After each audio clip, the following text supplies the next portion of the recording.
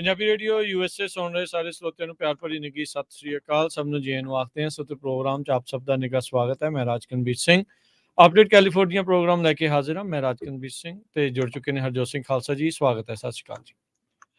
ਸਤਿ ਸ਼੍ਰੀ ਅਕਾਲ, ਧੰਨਵਾਦ ਜੀ ਆਇਆਂ ਨੂੰ। ਪੰਜਾਬੀ ਰੇਡੀਓ ਯੂਐਸਏ ਦੇ ਜਿੰਨੇ ਵੀ ਸਰੋਤੇ ਸਾਡੇ ਸਾਰੇ ਹੀ ਏਐਮ ਸਟੇਸ਼ਨਸ, ਐਫਐਮ ਸਟੇਸ਼ਨਸ, ਘਰਾਂ ਦੇ ਵਿੱਚ ਰੇਡੀਓ ਸੈਟਸ ਦੇ ਰਾਹੀਂ, ਟੈਲੀਫੋਨ ਦੇ ਰਾਹੀਂ, ਫੇਸਬੁੱਕ, ਯੂਟਿਊਬ ਤੇ ਲਾਈਵ ਦੇਖ ਰਹੇ ਹੋ, ਸੁਣ ਰਹੇ ਹੋ, ਸਾਰਿਆਂ ਨੂੰ ਜੀ ਆਇਆਂ ਨੂੰ ਤੇ ਬਹੁਤ ਪਿਆਰ ਤੇ ਸਤਿਕਾਰ ਭਰੀ ਸਤਿ ਸ਼੍ਰੀ ਅਕਾਲ।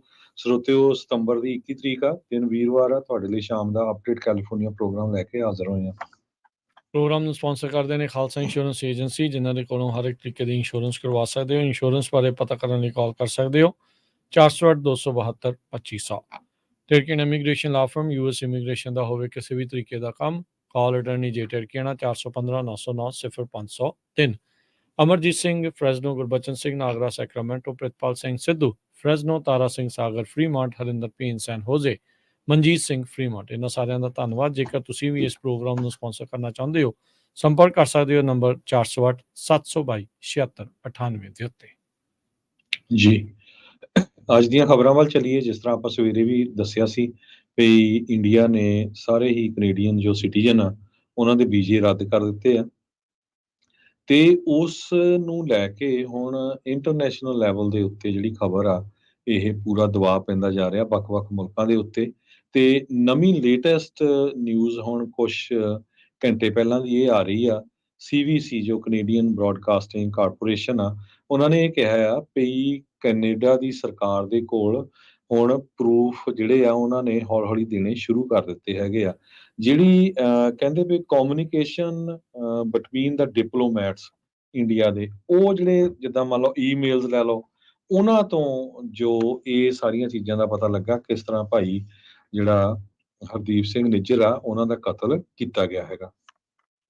ਜੀ ਬਿਲਕੁਲ ਹਰਜੋਤ ਸਿੰਘ ਜੀ, ਸੀਬੀਸੀ ਦੀ ਇੱਕ ਨਵੀਂ ਜਿਹੜੀ ਰਿਪੋਰਟ ਆ ਉਹ ਆਈ ਆ। ਉਹਦੇ ਵਿੱਚ ਇਹ ਦਾਅਵਾ ਇਸ ਟਾਈਮ ਹੋ ਰਿਹਾ ਆ, ਕਹਿੰਦੇ ਵੀ ਇੰਡੀਅਨ ਡਿਪਲੋਮੈਟਸ ਦੀ ਜਿਹੜੀ ਕਮਿਊਨੀਕੇਸ਼ਨ ਆ ਇਸ ਕਤਲ ਮਾਮਲੇ ਵਿੱਚ ਉਹ ਕੈਨੇਡਾ ਦੇ ਹੱਥ ਹੈਗੀ ਆ।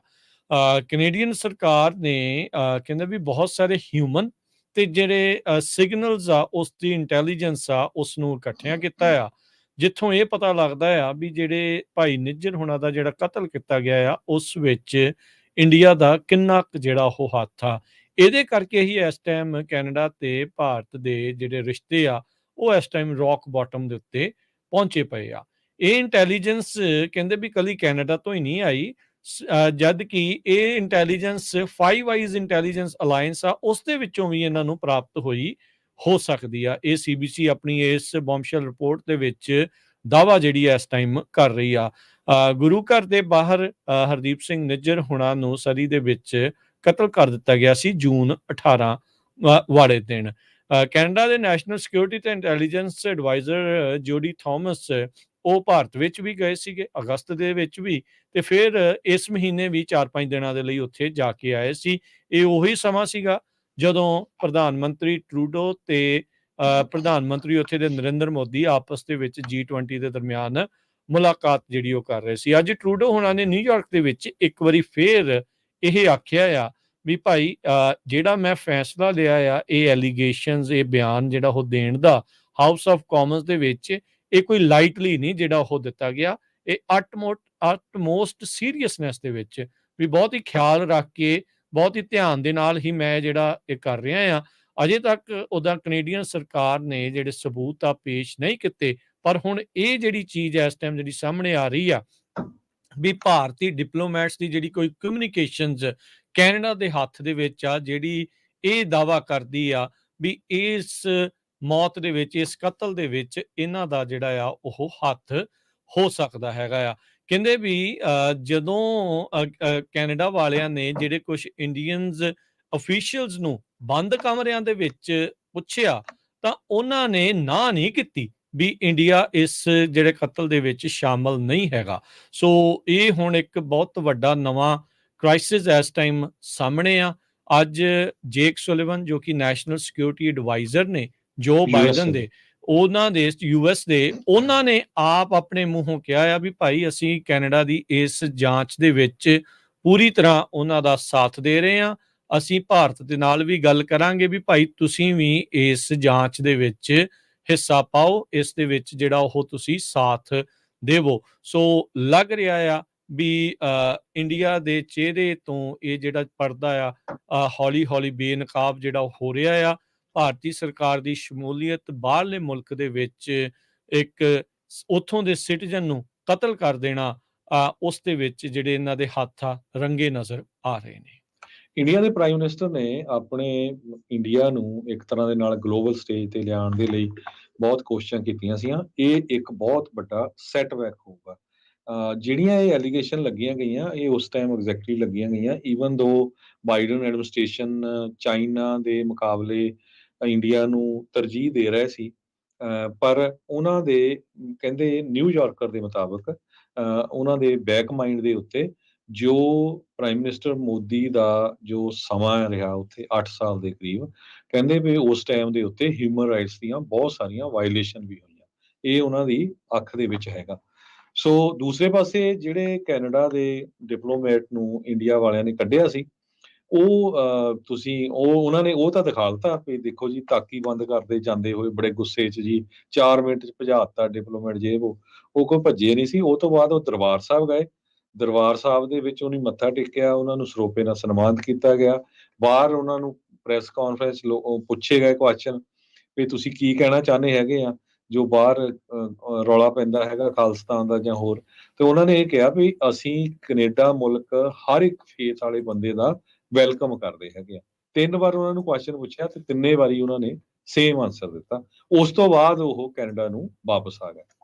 ਜੀ, ਜੀ ਬਿਲਕੁਲ। ਸੋ ਇਹ ਇਸ ਟਾਈਮ ਲੇਟੈਸਟ ਅਪਡੇਟ ਜਿਹੜੀ ਉਹ ਆ ਰਹੀ ਆ ਭਾਈ ਨਿੱਜਰ ਕਤਲ ਮਾਮਲੇ ਵਿੱਚ ਭਾਰਤ ਅਤੇ ਕੈਨੇਡਾ ਦੇ ਸੰਬੰਧਾਂ ਦੇ ਵਿੱਚ ਜੋ ਇਸ ਟਾਈਮ ਵਿਗਾੜ ਪਿਆ ਆ, ਉਸ ਦੇ ਬਾਬਤ ਇਹ ਜਿਹੜਾ ਇਸ ਟਾਈਮ ਦਾਅਵਾ ਕੀਤਾ ਜਾ ਰਿਹਾ ਆ ਉੱਥੇ ਦੀ CBC ਜਿਹੜਾ ਨਿਊਜ਼ ਚੈਨਲ ਆ, ਵੀ ਉਹਨਾਂ ਦੇ ਹੱਥ ਜਿਹੇ ਸੋਰਸਿਸ ਆਏ ਨੇ। ਸੋਰਸਿਸ ਇਹ ਕਹਿ ਰਹੇ ਆ ਵੀ ਇੰਡੀਅਨ ਜਿਹੜੇ ਇੰਡੀਅਨ ਜਿਹੜੇ ਡਿਪਲੋਮੈਟਸ ਆ, ਉਹਨਾਂ ਦੀ ਕਮਿਊਨੀਕੇਸ਼ਨ ਹੱਥ ਦੇ ਵਿੱਚ ਆ, ਉਹਨਾਂ ਦੇ ਕੋਲ ਆ, ਜਿੱਥੋਂ ਇਹ ਜਿਸੇ ਬਿਹਾਫ ਦੇ ਉੱਤੇ ਹੀ ਕੈਨੇਡਾ ਦੇ ਜਿਹੜੇ ਪ੍ਰਧਾਨ ਮੰਤਰੀ ਨੇ ਇਸ ਟਾਈਮ ਇਹ ਦਾਅਵਾ ਕੀਤਾ, ਇਹ ਪੇਸ਼ ਕੀਤਾ, ਇੱਕ ਆਖਿਆ ਆ ਵੀ ਭਾਈ ਇੰਡੀਆ ਹੀ ਇਸ ਕਤਲ ਦੇ ਵਿੱਚ ਜ਼ਿੰਮੇਵਾਰ ਹੋ ਸਕਦਾ ਆ, ਇਸ ਦੇ ਵਿੱਚ ਸ਼ਾਮਲ ਹੋ ਸਕਦਾ ਆ। ਇੱਕ ਬਹੁਤ ਵੱਡੀ ਜਿਹੜੀ ਇਸ ਟਾਈਮ ਅਪਡੇਟ ਆ ਇਸ ਦੇ ਬਾਬਤ ਆ ਰਹੀ ਹੈਗੀ ਆ। ਇਹ ਵੀ ਜਿਹੜਾ ਨਾਲ ਹੀ ਦੱਸਦੇ ਜਾਈਏ, ਇੱਕ ਜਿਹੜੀ ਹੋਰ ਅਖਬਾਰ ਇਕਨੋਮਿਕ ਟਾਈਮਸ ਕਰਕੇ ਆ, ਉਹਨਾਂ ਨੇ ਫਾਈਨੈਂਸ਼ੀਅਲ ਟਾਈਮਸ ਉਹਨਾਂ ਨੇ ਅੱਜ ਇਹ ਦੱਸਿਆ, ਇਹ ਰਿਪੋਰਟ ਕੀਤਾ, ਇਹਨਾਂ ਨੇ ਵੀ ਨਵੀਂ ਚੀਜ਼ ਅੱਜ ਰਿਪੋਰਟ ਕੀਤੀ ਆ ਵੀ ਕਹਿੰਦੇ ਵੀ US ਦੇ ਜਿਹੜੇ ਰਾਸ਼ਟਰਪਤੀ ਜੋ ਬਾਈਡਨ ਤੇ ਜਿਹੜੇ 5 ਆਈਜ਼ ਦੇ ਹੋਰ ਮੈਂਬਰਸ ਆ, ਉਹਨਾਂ ਨੇ ਵੀ ਇਸ ਕਤਲ ਦੀ ਜਿਹੜੀ ਗੱਲ ਆ ਮੋਦੀ ਹੁਣਾਂ ਦੇ ਨਾਲ G20 ਸਮਿਟ ਦੇ ਵਿੱਚ ਚੱਕੀ ਸੀਗੀ। ਕਹਿੰਦੇ ਵੀ 3 ਉਹਨਾਂ ਦੇ ਕੋਲ ਅਜਿਹੇ ਸੋਰਸਿਸ ਆ, ਫਾਈਨੈਂਸ਼ੀਅਲ ਟਾਈਮ ਵਾਲੇ ਦਾਅਵਾ ਕਰ ਰਹੇ ਆ ਵੀ ਉਹਨਾਂ ਦੇ ਕੋਲ 3 ਅਜਿਹੇ ਸੋਰਸਿਸ ਅਵੇਲੇਬਲ ਆ ਜਿਹੜੇ ਇਹਨਾਂ ਡਿਸਕਸ਼ਨਸ ਤੋਂ ਵਾਕਿਫ ਨੇ ਵੀ ਰਾਸ਼ਟਰਪਤੀ ਬਾਈਡਨ ਨੇ ਤੇ 5 ਆਈਜ਼ ਦੇ ਜਿਹੜੇ ਹੋਰ ਮੈਂਬਰਸ ਆ, ਉਹਨਾਂ ਨੇ ਵੀ ਮੋਦੀ ਦੇ ਨਾਲ ਇਸ ਕਤਲ ਨੂੰ ਲੈ ਕੇ ਗੱਲ ਜਿਹੜੀ ਉਹ ਕੀਤੀ ਆ।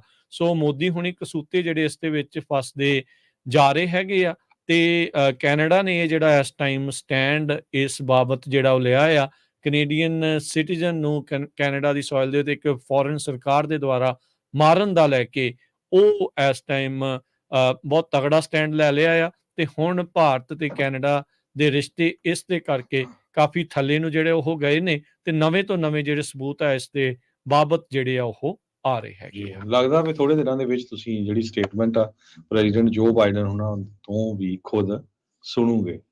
ਅਗਲੀ ਖਬਰ ਵੱਲ ਚਲੀਏ, ਆਪਾਂ ਹੁਣ ਆਪਣੇ ਮੁਲਕ ਅਮਰੀਕਾ ਚ ਆਈਏ। ਅੱਜ ਸਵੇਰੇ ਫਾਰਮਿੰਗਡੇਲ ਹਾਈ ਸਕੂਲ ਜੋ ਨਿਊਯਾਰਕ ਦੇ ਵਿੱਚ ਆ, ਉੱਥੇ ਇੱਕ ਬੱਸ ਬੱਚਿਆਂ ਨੂੰ ਲੈ ਕੇ ਜਾ ਰਹੀ ਸੀ, ਜੋ 50 ਫੁੱਟ ਡੂੰਘੀ ਖੱਡ ਦੇ ਵਿੱਚ ਜਾ ਡਿੱਗੀ, ਜਿਹਦੇ ਨਾਲ 2 ਜਾਣਿਆਂ ਦੀ ਮੌਤ ਹੋ ਗਈ ਤੇ ਮਲਟੀਪਲ ਲੋਕ ਫੱਟੜ ਹੋਏ ਹੈਗੇ ਆ। ਇੰਟਰਸਟੇਟ 84 ਜੋ ਔਰੇਂਜ ਕਾਉਂਟੀ ਦੇ ਵਿੱਚ ਹੈਗਾ, ਟਾਊਨ ਆਫ ਵਾਵਾਇੰਡਾ, ਜੋ 2 ਘੰਟੇ ਨਿਊਯਾਰਕ ਸਿਟੀ ਤੋਂ ਪਰੇ ਹੈਗਾ, ਉੱਥੇ ਬੱਸਾਂ ਦੇ ਵਿੱਚ ਬੱਚੇ ਜਾ ਰਹੇ ਸੀ ਫਾਰਮਿੰਗਡੇਲ ਹਾਈ ਸਕੂਲ ਦੇ। ਉਹਨਾਂ ਦਾ ਮਾਰਚਿੰਗ ਬੈਂਡ ਸੀਗਾ ਤੇ 300 ਦੇ ਕਰੀਬ ਸਟੂਡੈਂਟਸ ਵੱਖ-ਵੱਖ ਬੱਸਾਂ ਦੇ ਵਿੱਚ ਜਾ ਰਹੇ ਸੀ। ਜਦੋਂ ਇੱਕ ਬੱਸ ਦੇ ਡਰਾਈਵਰ ਦਾ ਜਿਹੜਾ ਕੰਟਰੋਲ ਆ ਉਹ ਲੂਜ਼ ਹੋ ਗਿਆ ਤੇ ਉਹ ਜਾ ਕੇ ਬੱਸ ਖੱਡ ਦੇ ਵਿੱਚ ਡਿੱਗ ਗਈ ਤੇ 2 ਜਾਣਿਆਂ ਦੀ ਮਰਨ ਦੀ ਖਬਰ ਆ ਰਹੀ ਆ ਤੇ ਕਾਫੀ ਜਾਣੇ ਜਿਹੜੇ ਲੋਕ ਬੱਚੇ ਆ ਉਹ 5 ਤੋਂ 6 ਜਿਹੜੇ ਆ ਫੱਟੜ ਹੈਗੇ। ਜੀ, ਅਗਲੀ ਗੱਲ ਕਰਦੇ ਜਾਈਏ। ਕੈਲੀਫੋਰਨੀਆ ਇਸ ਟਾਈਮ ਦੁਨੀਆ ਦਾ ਸਭ ਤੋਂ ਵੱਡਾ ਡੈਮ ਰਿਮੂਵਲ ਪ੍ਰੋਜੈਕਟ ਆ, ਉਸ ਦੇ ਵਿੱਚ ਜੁਟ ਚੁੱਕਾ ਆ। ਉਹਨਾਂ ਦਾ ਇਹ ਕਹਿਣਾ ਆ ਵੀ ਇਹ ਜਿਹੜਾ ਬੰਨ ਆ ਉਹ ਰਿਮੂਵ ਕਰਨ ਦੇ ਨਾਲ ਜਿਹੜਾ ਨੇਚਰ ਆ ਉਹ ਰੀਬਾਊਂਡ ਹੋਊਗਾ।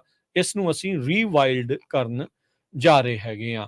ਸੋ ਇਹ ਜਿਹੜੇ ਕਲੈਮਥ ਰਿਵਰ ਦੇ ਉੱਤੇ ਕਹਿੰਦੇ ਵੀ ਜਿਹੜੇ ਸੀਰੀਜ਼ ਆਫ ਮੈਸਿਵ ਡੈਮਸ ਹੈਗੇ ਆ, ਅਗਲੇ ਸਾਲ ਦੇ ਵਿੱਚ ਉਹਨਾਂ ਨੂੰ ਕੱਢ ਦਿੱਤਾ ਜਾਊਗਾ, ਤੋੜ ਦਿੱਤਾ ਜਾਊਗਾ। ਤੇ ਕਹਿੰਦੇ ਸੋਇਲ ਰੌਕ ਜਿਹੜੀ ਪਹਿਲਾਂ ਉੱਥੋਂ ਪੱਟੀ ਗਈ ਸੀਗੀ ਲਾਗੇ ਦੀ ਮਾਊਂਟੇਨ ਦੇ ਵਿੱਚ 1950 ਦੇ ਦਹਾਕੇ ਦੇ ਵਿੱਚ, ਉਸ ਨੂੰ ਵੀ ਵਾਪਸ ਦਰਿਆ ਦੇ ਵਿੱਚ ਲਿਆ ਕੇ ਸੁੱਟਿਆ ਜਾਊਗਾ ਤੇ ਇਸ ਦਰਿਆ ਨੂੰ ਖੁੱਲਿਆਂ ਵਗਣ ਦਿੱਤਾ ਜਾਊਗਾ। ਆਇਰਨ ਗੇਟ ਡੈਮ ਜਿਹੜਾ 1964 ਦੇ ਵਿੱਚ ਖੋਲਿਆ ਗਿਆ ਸੀਗਾ, ਇਹ ਕਹਿੰਦੇ ਵੀ ਇਸ ਦੇ ਉੱਤੇ ਜਿਹੜੇ 4 ਅਖੀਰਲੇ ਰਹਿ ਗਏ ਡੈਮਸ ਆ ਉਹਨਾਂ ਦੇ ਵਿੱਚੋਂ ਆ। ਤੇ ਕਹਿੰਦੇ ਵੀ 200 ਫੁੱਟ ਉੱਚਾ ਆ ਤੇ ਇਸ ਨੇ ਇਸ ਕਲੈਮਥ ਰਿਵਰ ਦੇ ਦਰਿਆ ਦੀ ਜਿਹੜੀ ਫਲੋ ਆ ਉਸ ਨੂੰ ਰੈਗੂਲੇਟ ਕੀਤਾ ਹੈਗਾ ਨਦਰਨ ਕੈਲੀਫੋਰਨੀਆ ਦੇ ਵਿੱਚ।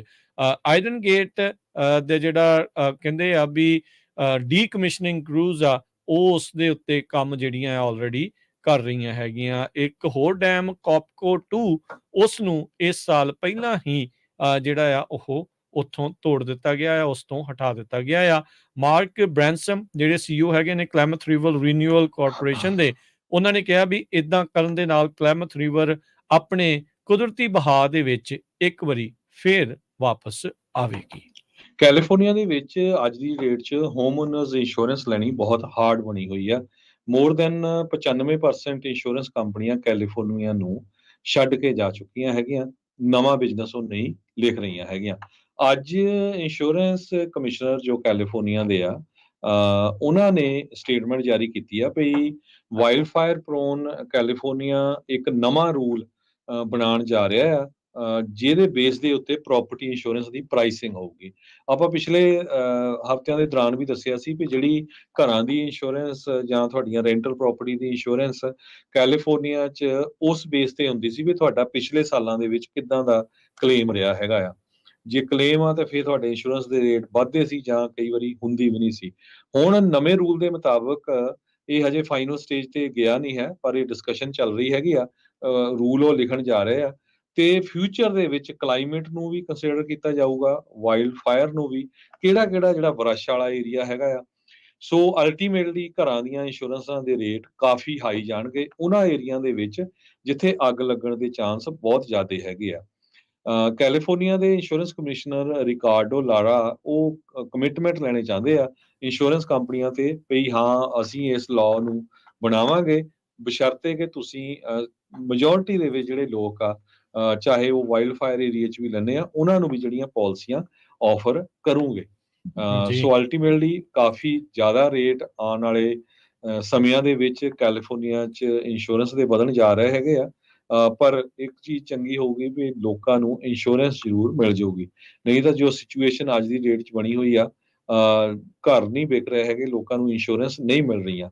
ਸੋ ਇਸ ਤੋਂ ਬਿਨਾਂ ਇਸ ਰੂਲ ਦੇ ਵਿੱਚ ਵਾਈਲਡ ਫਾਇਰ ਵਾਲਾ ਜੋ ਏਰੀਆ ਆ, ਉੱਥੇ ਦੇ ਫੋਰੈਸਟ ਕਲੀਨ ਕਰਨੇ ਉਹ ਵੀ ਇਨਕਲੂਡ ਹੋਊਗਾ। ਉਹਦੇ ਤੇ ਗਵਰਨਮੈਂਟ ਮਨੀ ਸਪੈਂਡ ਕਰੂਗੀ ਕੈਲੀਫੋਰਨੀਆ ਸਟੇਟ।